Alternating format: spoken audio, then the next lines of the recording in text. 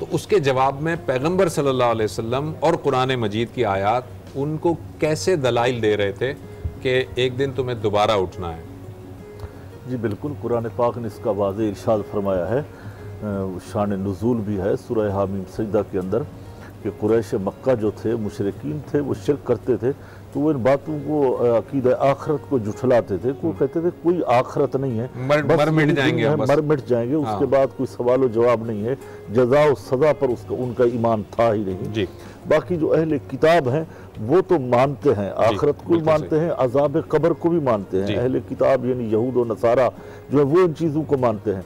तो उस ज़िमन में कुरान की आयातें नाजिल हुई और उनका रद्द किया गया कि तुम्हारा ये अकीदा बातिल है कि तुम रोज़े आखरत को नहीं मानते हो, जज़ा और सज़ा को नहीं मानते हो, कि हिसाब व किताब को मरने के बाद फिर उठना है, तो इसको नहीं मानते हो। तो ऐसा मुमकिन है, रब ताला इस पे कुदरत रखता है, वो तुम्हें जिंदा भी करेगा, तुम्हारा हिसाब व किताब भी होगा। तो ये सारी बातें कुरान पाक ने फरमाई और पैगंबर सल्लल्लाहु ताला अलैहि वसल्लम की हदीसें भी हैं इसके अंदर कि मरने के बाद उठना भी है, अज़ाब कब्र भी हक है, वो कब्र के अंदर सवाल व जवाब भी हैं। तो ये अकीदे के ऊपर है, सवाल व जवाब जो रसूलुल्लाह सल्लल्लाहु अलैहि वसल्लम ने बताए, इसमें अकीदा तौहीद भी आ गया, अकीदा रिसालत भी आ गया, रसूलुल्लाह सल्लल्लाहु अलैहि वसल्लम के इश्क मोहब्बत की इत्तिबा की बातें भी आ गई कि मन रब्बों का, तुम्हारा रब कौन है। तो वो मरने वाला जवाब देता है। अगर कोई जाहिल भी मर जाए तो उसकी ज़बान भी अरबी कब्र में हो जाती है और वो भी इस अकीदे का जो है ना आलिम बन जाता है कब्र के अंदर, उसे भी अकीदे के मसाइल पता चल जाते हैं। अच्छा ये अकीदा है, वो नहीं भी जानता, दुनिया के अंदर जाहिल है, अनपढ़ है, मगर सवाल जवाब होता है। अंबिया से सवाल नहीं होता, शोहदा से नहीं होता। अंबिया भी मासूम हैं, कब्र के अंदर उनसे सवाल जवाब नहीं होता, ना तौहीद के ऊपर होता है, ना रिसालत के ऊपर, और बाकी सब से होता है, शोहदा से भी नहीं होता। बाज़ रिवायतों में आई है, ज़ईफ़ रिवायतें हैं कि रमज़ान में फौत होने वाले से सवाल जवाब नहीं होते, मगर इसकी सनद कभी नहीं है, कभी नहीं है, जी ठीक है, इसकी सनद नहीं है। तो बहरहाल ये तो है कि मन रब्बों का, वो पूछे जाते हैं कि तुम्हारा रब कौन है, वो कहता है कि रब्बी अल्लाह, मेरा रब अल्लाह है। अब वो यकीनन अगर वो जानता है तो मैं समझता हूँ ये जो बातें हैं ये सारी दिल की बातें होती हैं। अगर वो दुनिया में उसका किरदार अच्छा रहा, अल्लाह की तौहीद के ऊपर पूरा पूरा यकीन था, मरने के ऊपर, मरने के बाद उठने के ऊपर, अज़ाब कब्र के ऊपर उसका ये यकीन है, फिर कहता है मेरा रब अल्लाह है, मैं उस अल्लाह को वहदहु ला शरीक मानता हूँ। फिर मन नबियों का, मेरे नबी हज़रत मोहम्मद सल्लल्लाहु अलैहि वसल्लम। और तीसरा सवाल ये भी होता है कि ये जो रसूल आए हैं कब्र के अंदर, इनके बारे में तुम्हारा क्या ख्याल था। फी हाज़िही रजुल का अल्फाज आया है कि इस मर्द के मुताल्लिक तुम क्या कहते थे, बल्कि वहाँ नबी करीम सल्लल्लाहु अलैहि वसल्लम की सूरत दिखाई जाती है। रसूलुल्लाह सल्लल्लाहु अलैहि वसल्लम का दीनों का भी तो सवाल है ना, एक दीन तुम्हारा दीनों का तुम्हारा दीन क्या है। तो वो कहता है दीन अल इस्लाम। अगर वो इस्लाम पे मरता है तो वो अपने दीन इस्लाम को ज़ाहिर करता है अरबी ज़बान के अंदर। अगर दूसरे किसी अदियान में है तो वो अपने दीन का हवाला देता है कि मैं नसरानी था, मजूसी था। डॉक्टर साहब यही सवाल मैं आपके सामने भी रखता हूँ कि अक़ीदा आखिरत से मुताल्लिक़ कुरान मजीद ने बड़े वाज़ेह दलाइल दिए हैं, बल्कि ये कहा जाता है मुफस्सिरीन की जानिब से कि कुरान मजीद के अगर मरकज़ी मज़ामीन को देखा जाए तो 3 मज़ामीन पे कुरान ने बात की है, तौहीद पर, रिसालत पर और आखिरत पर। आखिरत के बारे में मुदल्लिल जो गुफ्तगू की है कुरान ने, उसका ज़रा खुलासा बयान कर दीजिएगा। ये पहली बात तो सूरह फातिहा से ही आगाज़ होता है जी कि मालिक यौमिद्दीन। ठीक, अल्लाह रब्बुल आलमीन खालिक हैं और उन्होंने दुनिया में, जिस तरह आगा साहब ने आयत पढ़ी सूरह मुल्क की, जी अल्लज़ी खलक़ल मौत वल हयात लियब्लुवकुम, ताकि तुम्हें आजमाए। आजमाने के बाद या तो सवाब होता है या अज़ाब होता है। बिल्कुल सही है। आदल का तकादा यह है कि कोई ऐसा दिन हो जहाँ अजर भी मिले और सज़ा भी मिले। बिल्कुल सही है, जज़ा और सज़ा दोनों। ये तसव्वुर इस्लाम ने आकर दिया। बिल्कुल ठीक है। और जो पिछली शरीयतों से ये तसव्वुर आ रहा था उसे मुहकम कर दिया, ठीक, मुहैमन बन गया। दूसरी बात, इन मुशरिकीन मक्का का यह ख्याल था कि जब हम मर जाएंगे और वो फिर कब्र से हड्डी निकालकर उसका चूरा बनाकर दिखाते थे, भला कैसे करते थे, कैसे उठाया जा सकता है। बिल्कुल ठीक है। तो अल्लाह ताला ने फिर कई मकामात पे फरमाया कि जब हमने तुम्हें पहली बार पैदा किया था तो क्या तुम्हारा कोई नक्शा मौजूद था। जो अल्लाह तुम्हें पहली बार पैदा कर सकता है बगैर पेशगी नक्शे के, वो दोबारा बनाना तो उसके लिए और आसान हो जाएगा। तीसरी बात फरमाई कि बला कादिरीना अला अन नुसव्विया बनाना। बिल्कुल अल्लाह तो तुम्हारे पोर पोर को, और ये पोर के अंदर आप देखते हैं कि ये थंब इम्प्रेशंस होते हैं, फिंगरप्रिंट्स, और फिंगरप्रिंट्स हर एक के जुदा होते हैं। बिल्कुल ठीक है। दुनिया में 700 करोड़ इंसान हैं और हर एक का फिंगरप्रिंट दूसरे से मुख्तलिफ है, तो उसकी शनाख्त बना हुआ है। और क़यामत के दिन अल्लाह रब्बुल आलमीन के यहाँ जो डाटा मौजूद है इस वक्त, उसमें हर एक का यही फिंगरप्रिंट्स है और अल्लाह ताला यही दोबारा भला कादिरीन, अल्लाह कादिर है इस बात पर, अला अन नुसव्विया, बनाना कि तुम्हारे इन फिंगरप्रिंट्स को और पोर पोर को दुरुस्त करके तुम्हें दिखा दे। बिल्कुल ठीक। तो ये अल्लाह रब्बुल आलमीन ने बार बार कुरान करीम फिर अल्लाह ताला ने ये भी कहा कि बंजर जमीन में से हम वो बंजर जमीन से उठाते हैं, मुर्दा से जिंदा को पैदा करते हैं, जिंदा से मुर्दा को पैदा करते हैं। और अल्लाह रब्बुल आलमीन जो है अंडे से एक मुर्गी को निकालता है, चूजा भी उससे जन्म लेता है।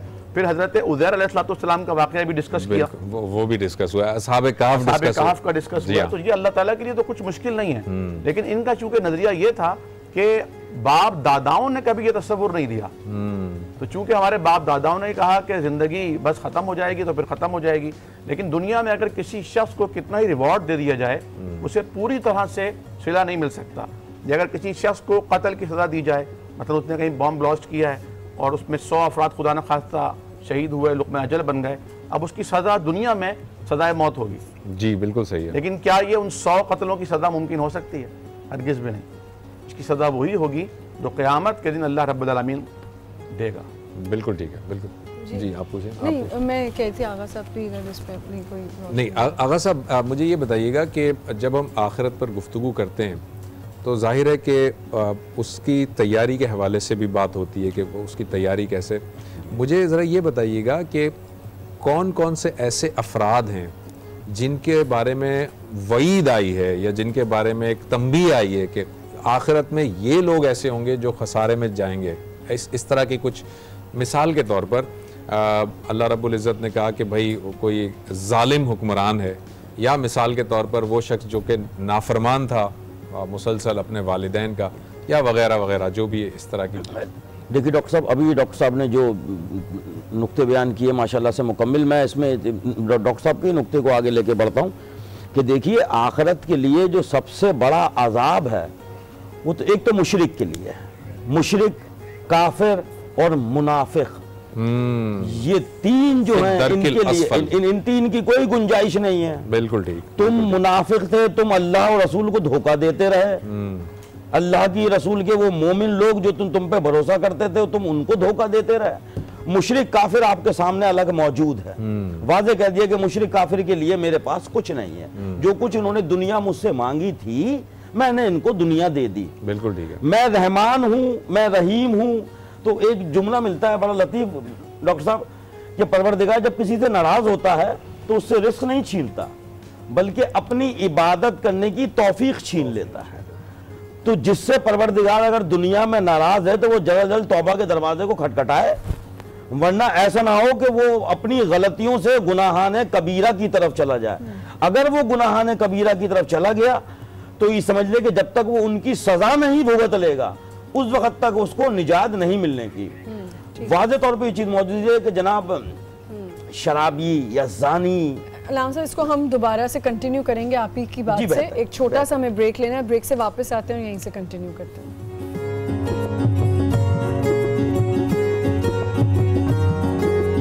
अच्छा अजाब, ठीक है, बहुत शुक्रिया आपका। मैं चाहूँगा आगा साहब आप अपनी बात पहले मुकम्मल कर लें, फिर इस सवाल को लेते हैं। आपकी बात कुछ रह गई थी अधूरी। वो सवाल आपका था, मुझे जरा सा सवाल याद दिला। सवाल ये था कि कौन कौन से ऐसे लोग होंगे जिन पर आपने फरमाया मुशरिक, मुनाफिक और काफिर, ये तीन तो हैं तय। देखिए जिसने तौहीद का इकरार किया, जिसने खत्म नबूवत का इकरार किया, कितना ही बड़ा गुनाहगार क्यों ना हो, सजा अपनी भुगतने के बाद, अपनी सजा पूरी करने के बाद उसको फलाह मिलेगी उसको।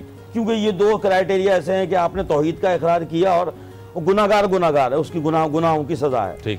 तीसरे एक जो सबसे बड़ा नुक्ता हमारा सामने ये आता है कि उन शख्स इनको फलाह तो मिली लेकिन इन्होंने वो काम किए थे कि जन्नतुल फिरदौस या जन्नतुल मावा के जो जन्नत के दर्जात हैं उन दर्जात में नहीं पहुंच पाएंगे।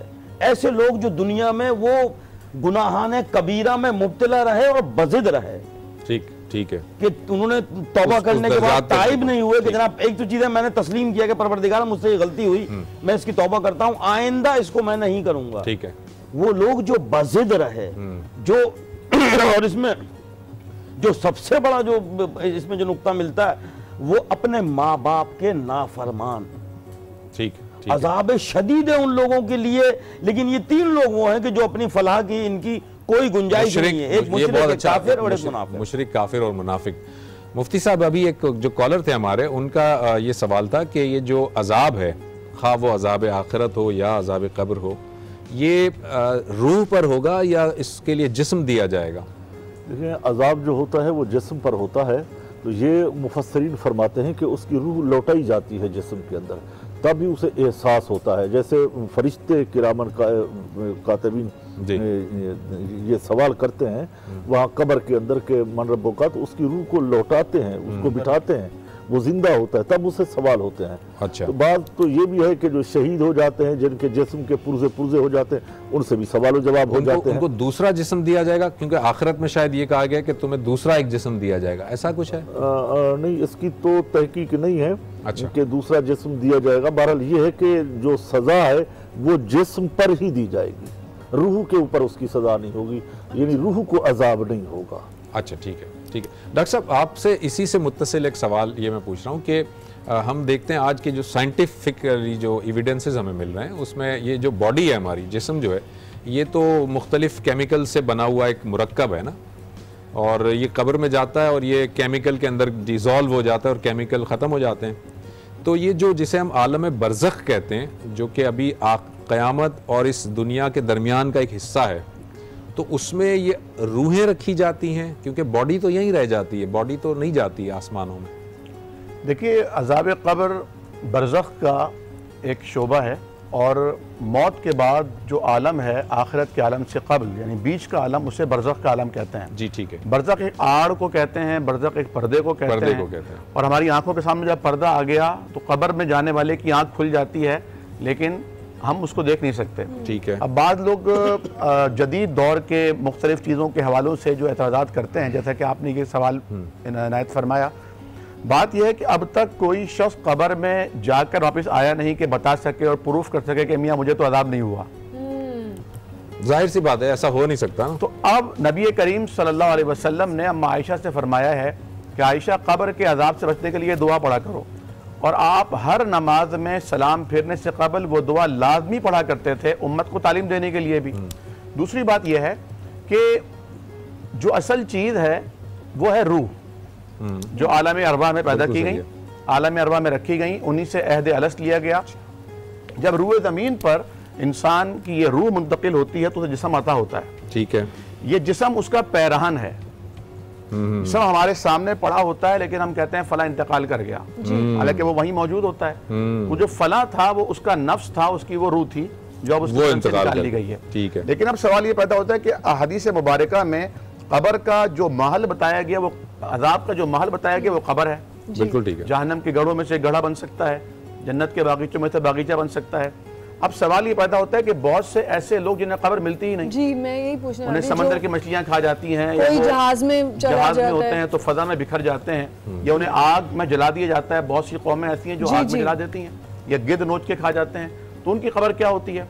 तो कुरान करीम ने तो कहा कि हम उसे मारते हैं, फाक भरा, और फिर उसे कब्र देते हैं। तो कब्र सिर्फ ये जाहिरी कब्र नहीं है, बल्कि ये तो इस्लाम ने इंसानियत को तकरीम दी है, अलामत है, इंसानियत को तकरीम दी है कि उसे दरिंदों के हवाले करने के बजाय या परिंदों के नोच खाने के लिए या जला देने के बजाय उसे तकरीम के साथ मिन्हा खलकनाकुम वफीहा नुईदुकुम व मिन्हा नुखरिजुकुम तारतन उखरा। अब मिन्हा नुखरिजुकुम से साबित होता है कि इन्हीं कब्रों से उठाए जाएंगे। मिनल अजदास की भी कुरान करीम वजाहत फरमाता है, मिन मरकदिनत की भी वजाहत फरमाता है। अब अल्लाह रब्बुल, जैसे मैंने आगाज में अर्ज किया था कि नया जिस्म देना अल्लाह के लिए तो कोई मुश्किल नहीं है, हमारे लिए ये सोचना एक महाल है। बिल्कुल ठीक। आज के दौर में जो हमारी एक छोटी सी सिम होती है, मोबाइल की सिम, ये सिम अगर आप पाकिस्तान में रजिस्टर्ड है लेकिन आप पाकिस्तान से बाहर चले गए और रोमिंग आपकी ऑन है, दुनिया के किसी खित्ते से भी आपका नंबर डायल किया जाएगा, वो आपकी रिंगटोन बजेगी और आप राब्ते में बहाल हो जाएंगे। तो अल्लाह रब्बुल आलमीन के लिए तो ये अमर बहुत ज्यादा आसान है कि कब्र में जिस्म पड़ा हुआ है, रूह वहां है आलम बरज़ख में, लेकिन उसका कनेक्शन जुड़ा हुआ है। और जब अजाब जिस्म को हो रहा है तो रूह महसूस कर रही है, और रूह को हो रहा है तो जिस्म महसूस कर रहा है। ठीक है। आगा साहब, आपकी तरफ आता हूँ कि ये जो जहन्नुम है और जो जन्नत है, ये जाहिर है कि आखिरत जब बर्पा होगी, क़यामत जब बर्पा होगी, उसमें जो फैसले होंगे, तब जहन्नुम के अंदर कुछ लोग जाएंगे, कुछ लोग जन्नत में जाएंगे। लेकिन अभी तो क़यामत बर्पा नहीं हुई है, तो नबी सल्लल्लाहु अलैहि वसल्लम की जो मेराज वाली जो बात है उसमें आप सल्लल्लाहु अलैहि वसल्लम को जहन्नुम दिखाई गई, उसमें लोग भी दिखाए गए और आपको बताया गया कि ये वो शख्स है जो सूद खाता था, ये वो शख्स है जो यतीम का माल खाता था, ये फ़लाँ है, ये फ़लाँ है। जहन्नुम तो बरपा क़यामत होगी, फिर जहन्नुम होगी, फिर उसमें लोग जाएंगे। वो कौन से लोग थे जो उनको दिखाए गए? जनाब मैं आपसे अर्ज़ करूँ, मौला कायनात अली इब्न अबी तालिब से किसी ने पूछा कि जनाब हम ये चाँद सूरज, ये दुनिया, ये सब लोग हम जो हैं वो इस दुनिया में जो है कब से हैं, क्या हैं? तो आपने उसको जवाब ये दिया, मेंबर कूफा से आपने जवाब दिया कि तुम परवरदिगार में 10 लाख आदम को खल्क किया है, तुम किस आदम की औलाद हो? तुम्हें नहीं मालूम तुम किस आदम की, कितने आदम अल्लाह ने खल्क किए, कितनी कौमें खल्क की हैं? आगा साहब ये जो आप सनद बता, इसकी सनद मुस्तनद है? ये जी रिवायात में मिलता है, रिवायात में, लेकिन इसकी रिवायत कभी तो नहीं है ये वाली रिवायत। ये मैं वही कह रहा हूँ कभी, लेकिन ये चीज को हम मिसालन पेश कर सकते हैं। अच्छा, क्या आपको नहीं मालूम कि जिन लोगों पे वो अजाब होता वो किस आदम की औलाद थे? वो जनाब नबी मुकर्रम अलैहिस्सलाम को जो वो अजाब करने वाले दिखाए गए, वो जन्नती दिखाए गए। ये भी तो हो सकती है इसका आंसर ये नहीं हो सकता कि वो तमसीलन दिखाया गया हो कुछ? देखिए तमसीलन भी हो सकता है, तमसीलन भी हो सकता है। एक चीज ये भी हो सकता है कि किस आदम की औलाद। अच्छा ठीक, नहीं मालूम हमको, ठीक है। कितने आलम बनाए परवरदिगार ने, कितनी कौमें, ये हमें नहीं मालूम, इसका कोई वादे इशारा भी नहीं है, कुछ नहीं है। ठीक है। दूसरी चीज ये कि देखिए कि वो जो जन्नत और जहन्नुम का जो कॉन्सेप्ट है, जी जी जी, वो इस दुनिया में हमें कमाने के लिए कहा है। जन्नत का मतलब है आपको आसाइश है, जहन्नुम का मतलब है अजाब। कोई ऐसा वो घर या ऐसा कोई वो अकूबत खाना नहीं है कि जो उसको हमारे जहन में आ जाए कि जनाब एक घर है जहां पर जो है सजाएं मिल रही हैं, अकूबत खाना है। एक वास्ट फील्ड में जो इसको दिखाया गया कि इतनी बड़ी जहन्नुम है कि जमीन और आसमान से बड़ी, तुम तसव्वुर भी नहीं कर सकते उसके अंदर क्या क्या अजाब है। इसलिए अपने आप को तो बहुत बड़ी तो होगी ना, बल्कि कहेगी हल मिन मजीद, इन कबीरा गुनाहों से बचाओ। 70,000 लगामें जहन्नम की हैं जिससे ले आया जाएगा, और हर लगाम के साथ 70,000 मलाइका होंगे जो उसे खींच रहे होंगे। क्या उसका वो होगा। तो इसी तरह से ये पेश किया गया कि जन्नत वो जगह कि जहां तुम्हें तमाम आसाइशें, तुम तसव्वुर भी नहीं कर सकते कितनी बड़ी है, तुम उसका अहाता नहीं कर सकते, ना जहन्नुम का ना जन्नत का अहाता नहीं। बात करते हैं मजीद आगे, एक छोटा सा ब्रेक लेते हैं। क्या जो मेरे पहले के गुनाह है उसका अजाब मुझे मिलेगा? देखिए, जहाँ तक पहले सवाल का ताल्लुक है, ये तो हमारी रस्मी बातें होती हैं, रस्मी बातें होती हैं। रमज़ान के अंदर जो कहते हैं कि बहुत अच्छा था रमज़ान में, तो रमज़ान की मौत तो अच्छी है, वो तो जहन्नम के दरवाजे बंद होते हैं। जो रिवायतों में आता है, कोई कभी इसकी सनद नहीं है कि वो जन्नत में जाता है। बहरहाल उलमा का एक कौल है, राय है, दूसरा है हुस्न ज़न रखना चाहिए, वो हुस्न ज़न रखते हैं। तो वो यही होता है कि रमज़ानों में मौत आई, ये बरकत वाला महीना था, इबादत का महीना था, लेकिन ये क्या हमें कहना चाहिए कि जन्नती था ये बंदा? क्योंकि हम कैसे डिसाइड कर सकते? जन्नती था वाली बात तो नहीं है, लेकिन गुमान अच्छा रखना चाहिए, हुस्न ज़न होना चाहिए कि मुसलमान था और मुसलमान के बारे में बदगुमानी नहीं करनी चाहिए। दूसरा, जहाँ तक आपके सवाल का ताल्लुक है, क्या सवाल था आपका? जी, मेरा ये सवाल था कि अगर एक इंसान पहले हर चीज कर रहा है और जब वो हज उम्रा करके आता है तो वो तौबा कर लेता है गुनाहों से, अगर वो दोबारा उन गुनाहों को नहीं दोहराता तो यकीनन उसकी तौबा कबूल है। अब वो नेक काम तो करेगा, यानी जो फराइज वाजिबात हैं उसकी अदायगी तो उस पर लाजिम है। ये नहीं है वो हज उम्रा करके आता है फिर नमाजें नहीं पढ़े, फिर रोजे नहीं रखे, फिर ज़कात नहीं दे। ये काम तो उसको करने हैं। जो पहले गुनाह है, सगीरा गुनाह है, उसकी तौबा करके आए, कबीरा गुनाह है, तौबा करके आया है, तो यकीनन उनको नहीं दोहराता तो वो सिरात मुस्तकीम पे चल रहा है और बख्शिश की उम्मीद है उसकी। ठीक है। मुफ्ती साहब आपकी तरफ आता हूँ, ये बताइएगा ज़रा ब्रीफली, क्योंकि अब हमारे पास वक्त कम है, प्रोग्राम एंडिंग की तरफ है, कि शिफात का कॉन्सेप्ट क्या है, क्या तसव्वुर है शिफात का? नबी करीम सल्लल्लाहु अलैहि वसल्लम शाफ़े रोज़े माशर हैं, लेकिन अल्लाह रब्बुल आलमीन ने आपको शफ़ात का और लवाए हम्द का परचम अता फरमाया है। अंबियाए साबिक़ीन भी आप ही के हुज़ूर शफ़ात कराएंगे। शफ़ात कुबरा जो क़यामत के बर्पा किए जाने की होगी, ठीक है। अल्लाह रब्बुल आलमीन क़यामत बर्पा हो चुकी है, अब आप मीज़ान इंसाफ बर्पा फरमा दीजिए, और उसके लिए आप अल्लाह के अर्श के नीचे सजदा फरमाएंगे। जब तक अल्लाह चाहेगा आप सजदे में रहेंगे, और अल्लाह उस वक्त जो आपको जिस तरह की भी कलिमात इल्क़ा फरमाएगा, आप उन कलिमात के जरिए अल्लाह की हम्द फरमाएंगे। और फिर ऐलान होगा कि इरफ़ा अर्शिका या मोहम्मद सल्लल्लाहु अलैहि वसल्लम, ए नबी अपने सर को उठाइए, मांगिए क्या मांगते हैं। फिर आप यही गुजारिश करेंगे कि बारी ताला लोग परेशान हैं, आप मीज़ान अदल इंसाफ कायम फरमा दीजिए। दूसरी सिफारिश और शफात जो नबी करीम सल्लल्लाहु अलैहि वसल्लम फरमाएंगे, इसी तरह नेक लोग फरमाएंगे, इसी तरह कुरान फरमाएगा, रोज़ा फरमाएगा और इबादत फरमाएंगी। हत्ता के अल्लाह रब्बुल आलमीन बहुत से औलिया से कहेगा, बहुत से अफराद से कहेगा कि तुम खड़े हो और फलां की सिफारिश करो, और उसे याद दिलाएगा कि देखो इसने तुम्हारे लिए क्या किया है। हुफ़ाज़ की सिफारिश जो है वो उनके वालिदैन के हक में, असातिज़ा के हक में कबूल होगी। तो ये सिफारिश बरहक है, लेकिन कुरान करीम का जो फ़लसफ़ा है, नबी करीम सल्लल्लाहु अलैहि वसल्लम ने जिसकी तायीद और तौसीक़ फरमाई है और इसे जिसकी तफ़हीम फरमाई है, वो ये कि अल्लाह रब्बुल आलमीन की इजाज़त के साथ तो अल्लाह की इजाज़त के साथ ये सिफारिश होगी, और अल्लाह रब्बुल आलमीन जिस पर करम फरमाना चाहेगा, किसी को इज्जत देगा और वो उसकी सिफारिश करेगा, और नबी करीम सल्लल्लाहु अलैहि वसल्लम की सिफारिश से अल्लाह हम सबको बराबर फरमाए। आमीन आमीन सुम्मा आमीन। आगा साहब आप ये बताइए कि ये मीज़ान जो होगा, मीज़ान के बाद अल्लाह ताला फैसले फरमाएगा, कुछ ऐसे भी लोग होंगे कि जिनको बग़ैर हिसाब किताब के जन्नत में दाखिल कर दिया जाएगा, वो खुश नसीब कौन होंगे, ज़रा वो भी बताइएगा।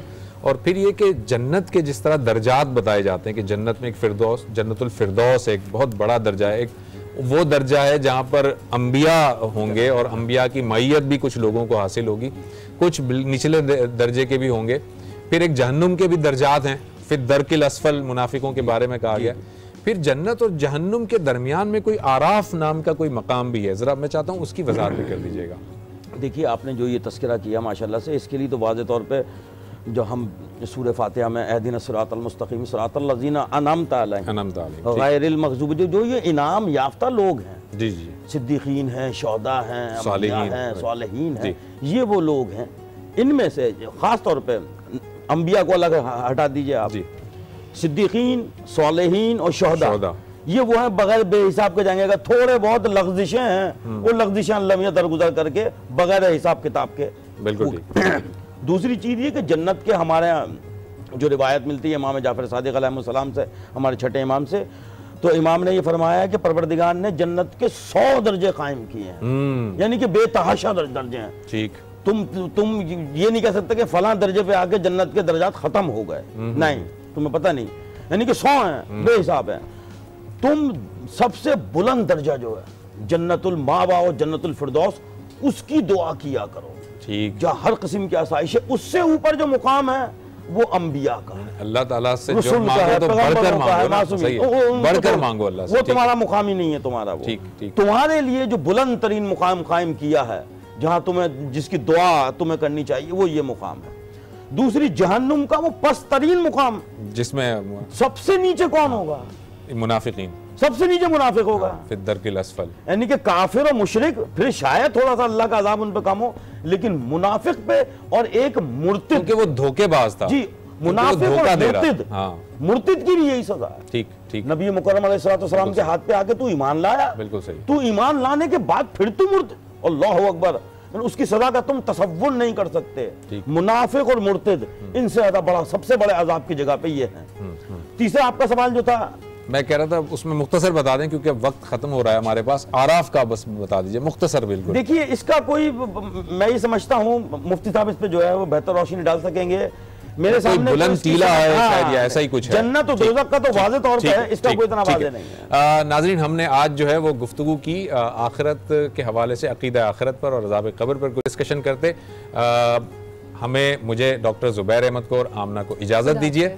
हम अपने इस प्रोग्राम का इख्तिताम दुआ पर करेंगे। मुफ्ती साहब, मैं आपसे दरख्वास्त करूँगा कि दुआ करवा दीजिएगा। या रब्बी लकल हम्दु कमा यंबगी लिजलाली वजहिका व अज़ीम सुल्तानिक, या हय्यु या क़य्यूम बिरहमतिका नस्तगीस या ज़ल जलाली वल इकराम। अल्लाहुम्मा सल्लि अला मुहम्मदिन व अला आलि मुहम्मद कमा सल्लैता अला इब्राहीम व अला आलि इब्राहीम इन्नका हमीदुम मजीद। अल्लाहुम्मा बारिक अला मुहम्मदिन व अला आलि मुहम्मद कमा बारकता अला इब्राहीम व अला आलि इब्राहीम इन्नका हमीदुम मजीद। इलाहुल आलमीन, रमज़ानुल मुबारक का करीब करीब इख्तिताम हो रहा है। इलाहुल आलमीन हम सब के गुनाहों को मुआफ़ फरमा, ख़ताओं से, लग़ज़िशों से दरगुज़र फरमा। ए अल्लाह, आलम इस्लाम का बिलउमूम और पाकिस्तान की बिलखुसूस हिफाजत और इंसराम फरमा। इलाहुल आलमीन हमारे शहर में, मुल्क में अमन और सलामती का दौरा फरमा। ए अल्लाह हमारे मरहूमीन को मगफूरीन फरमा। ए अल्लाह हमारे बीमारों को शिफायाबी नसीब फरमा। रूहानी अवारदात के शिकार और जिस्मानी बीमारियों में मुब्तला तमाम बीमारों को शिफाए कामिला आजिला मुस्तमिर्रा अता फरमा। इलाहुल आलमीन हमारी ज़िंदगियों को इस्लाम के मुताबिक गुजरवा और हमें हमारी मौत के मराहिल को आसान फरमा, कब्र की मनाजिल को आसान फरमा। इलाहुल आलमीन क़यामत की हौलनाकियों से महफूज मामून फरमा। ए अल्लाह पुल सरात से बिजली की तरह सुरअत से गुजरवा देना। इलाहुल आलमीन नबी करीम सल्लल्लाहु अलैहि वसल्लम के दस्ते मुबारक से हौद कौसर का जाम नसीब फरमा देना। आपकी शफाअत से बहरावर फरमा देना। इलाहुल आलमीन हम सब के लिए आसानियों के मामलात फरमा देना।